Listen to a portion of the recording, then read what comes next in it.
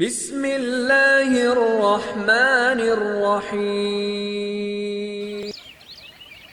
السلام علیکم ناظرین، آج کی اس خاص ویڈیو میں ہم تذکرہ کریں گے حضرت حوا علیہ السلام کا۔ آپ علیہ السلام کو اللہ رب العزت نے کیوں کر پیدا کیا اور آپ علیہ السلام کی تخلیق کا کیا مقصد تھا۔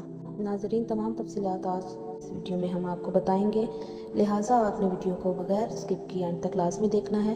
تو ناظرین، سب سے پہلے ہم بات کرتے ہیں حضرت حوا علیہ السلام کی۔ ناظرین، حوا علیہ السلام حضرت آدم علیہ السلام کی بیوی اور موجودہ تمام نسل انسانی کی ماں ہیں۔ اللہ تعالیٰ نے حضرت آدم علیہ السلام کی بائیں پسلی سے حضرت حوا کو پیدا کیا۔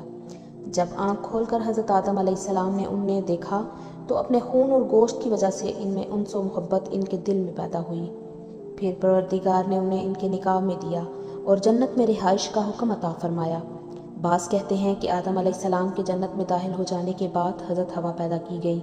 حضرت عبداللہ بن عباس، حضرت عبداللہ ابن مسعود وغیرہ صحابہ سے مروی ہے کہ ابلیس کو جنت سے نکالنے کے بعد حضرت آدم علیہ السلام کو جنت میں جگہ دی گئی، لیکن تنہا تھے۔ اس وجہ سے ان کی نیند میں حضرت حوا کو ان کی پسلی سے پیدا کیا گیا۔ جب نیند سے جاگے تو انہوں نے دیکھا تو پوچھا، تم کون ہو اور کیوں پیدا کی گئی ہو؟ حضرت حوا نے فرمایا، میں ایک عورت ہوں اور آپ کے ساتھ رہنے اور تسکین کا سبب بننے کے لیے پیدا کی گئی ہوں۔ تو فوراً فرشتوں نے پوچھا، فرمائیے ان کا نام کیا ہے؟ حضرت آدم نے کہا، حوا۔ انہوں نے کہا، اس نام کی وجہ تسمیہ کیا ہے؟ فرمایا، اس لیے کہ یہ ایک زندہ سے پیدا کی گئی ہیں۔ اسی وقت اللہ تعالیٰ کی آواز آئی، اے آدم، اب تم اور تمہاری بیوی جنت میں بآرام و اطمینان رہو اور جو چاہو کھاؤ، لیکن ایک خاص درخت سے رکنا، دراصل امتحان تھا۔